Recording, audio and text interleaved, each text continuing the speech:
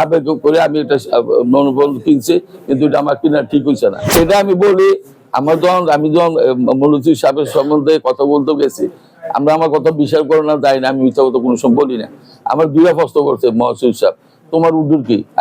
আমি আপনার একবার বলছি, একবার আপনার কাছে আমি চিঠি দিছি, দ্বিতীয় ফাদার আমি চিঠি দিব না। উনি আমার যখন বহিষ্কার করে দিছে, এই সময় উনি জানতো না, উনি যেটা বলছে উনি জানতো না। আমার টাকা দিছে, তুমি তাড়াতাড়ি লেখো। আমি নয় পল্টনে লেখা বইয়া ওনার কাছে একটা দিছি, তারেক সাহেবের রেফারেন্স করে একটা রিজভি সাহেবের কাছে দিছি। লিলি বিউটি সোপ, যার অ্যান্টি এজিং গুণ তারুণ্য ধরে রেখে ত্বকে করে উজ্জ্বল, তারুণ্যময় উজ্জ্বল ত্বকের জন্য। রিমার্ক, আমি সেই দিন দিছি, আমি আর দেবো না। আমি যদি দলের ভালোবাসি, দলের লেগে নিবেদিত কাজ করি, আমরা তো আমার নিবেন, আমি আর লিখবো না।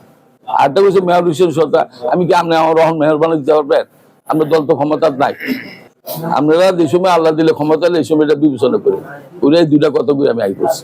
আসলে আমি তো আপনার কাছে বলছি, তো আবার বলি শুধু করে, আসলে আমি তো দাঁড়াচ্ছনের পক্ষে। আমাদের নেতা ভারপ্রাপ্ত নেতা তারেক সাহেব তো যাকে দিছে, আপনারা ছিলেন মনোজ চৌধুরী সাহেবরে, ওনারকে আমি কাজ করে যাইতেছিলাম। কিছু আমি দেখছি ওনার বিপক্ষে যে এসি সাহেব বারবারই বলতেছে আজকে নমিশন নিয়ে আইতেছে, মানুষের বিভ্রান্তি করতেছে। এই কারণে আমি একটু আবেগ করে আমি এটা মনোবল কিনছি, কিন্তু এটা আমার কিনা ঠিক হয়েছে না।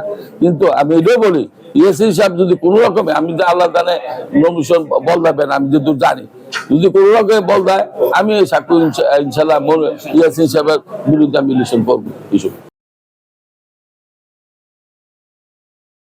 লিলি বিউটি সোপ, যার অ্যান্টি এজিং গুণ তারুণ্য ধরে রেখে ত্বকে করে উজ্জ্বল, তারুণ্যময় উজ্জ্বল ত্বকের জন্য।